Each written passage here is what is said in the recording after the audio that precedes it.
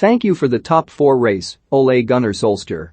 The Premier League top 4 was supposed to be sewn up, but as long as Ole Gunnar Solskjaer is there, everybody has secrets. When you have a secret, you generally do one of two things: keep it to yourself or tell somebody that you are confident will treat the information with the discretion you believe it deserves. So it is uncanny just how often secrets and private thoughts from people at Manchester United seem to find their way into the public domain. Clearly not learning from the repeated betrayal of confidentiality suffered by Ed Woodward and Jose Mourinho before him, Ole Gunnar Solskjaer must have been amazed to see the information that he wanted to sign a midfielder in the summer transfer window somehow find its way into the press earlier this week. It was such a private thought, after all. It is the irony of the information, rather than the fact that it had been leaked, that was the most interesting facet of the story. The former manager of Cardiff and Mold believes that the area Manchester United most need to upgrade is their midfield. Now, central midfield is clearly a weakness in comparison to the rest of the squad, but this is a manager that has been allowed to spend over £400 million since taking over at United. If there is imbalance in the squad, the manager surely has to take at least a significant share of the responsibility. The midfielders themselves probably felt like I did when my 25-stone PE teacher was shouting at me from his deck chair for not finishing in the top 10 in the cross-country race.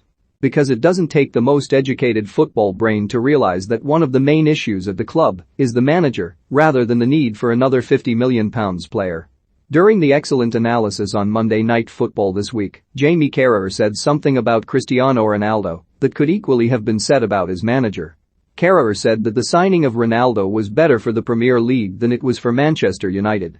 In terms of the top 4 race this season, Solskjaer is proving to be better for the Premier League than he is United. Manchester City, Chelsea, Liverpool, and Manchester United have comfortably the best squads in the Premier League, and a couple of weeks ago it looked like we would have a title race and a relegation battle to enjoy this season, but no battle for the Champions League places. But after Leicester dismantled United at the weekend, it has left the door ajar for a host of other clubs to have designs on finishing ahead of Solskjaer's side. So, who are the main contenders to finally open the Glazers' eyes to the fact that the position of the manager needs to at least be reviewed? I have no intention of going full Alanis Morissette here, but it would be quite delicious if David Moyes took West Ham into the Champions League at the expense of United. West Ham look the safest bet for consistency this season out of the other top 4 pretenders, with a settled team and organisation that is no doubt the envy of United supporters. Europe and the lack of squad depth may prove their overall downfall in the league this season, but Moyes has done an excellent job on a modest budget, and they look primed to challenge for European places again. Their Europa League rivals Leicester have also earned the right to be considered a genuine rival to United over the last couple of years. They have had a tough start, but looked far more like themselves in the win against United at the weekend.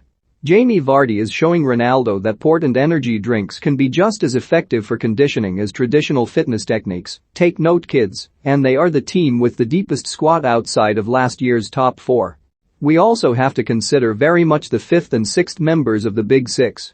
Tottenham somehow find themselves in 5th place, despite making what can only be described as a patchy start, which sees them with the same goal difference as 15th placed Southampton. If Nuno can find the right balance in midfield, Spurs will always have a chance of amassing points if Heung-min Son and Harry Kane stay fit consistently. Again, squad depth in certain areas may be an issue, but they have the firepower to potentially trouble an inconsistent United. During the commentary of Arsenal's game against Palace, it was genuinely shocking to learn that Arsenal could have gone 4th on Friday night if results had gone in their favour. Clearly, that is no longer the case, but it does show how a good run of results can propel a team up the table into those European positions. Arsenal do not look particularly convincing, but they are starting to build some momentum after their disastrous start and also benefit from a lack of European football. The deficiencies of Solskjaer are also evidenced by the fact that Brighton, Everton and Aston Villa deserve to be part of this conversation. Dean Smith and Rafa Benitez have already out-coached Solskjaer at Old Trafford this season, and Graham Potter is maximising the potential of his Brighton squad. All are heavily reliant on keeping their key players available, but because of the club's structure, there is hope that at least one will be able to sustain a challenge for Europa League places at least. In terms of league fixtures, this spell of games may be the most important yet for the future of Ole Gunnar Solskjaer. United have a strange ability to win matches when he has been in similar situations before, but it is difficult to see them getting much out of matches against Liverpool and Manchester City, and they will need to improve to beat Spurs. Their rivals all have deficiencies too, but they will be looking at this spell as an opportunity to pile on further pressure in the race for fourth. They will just be hoping that Solskjaer does just enough to stay in charge and keep the race interesting. Steve Sanders follow him on Twitter.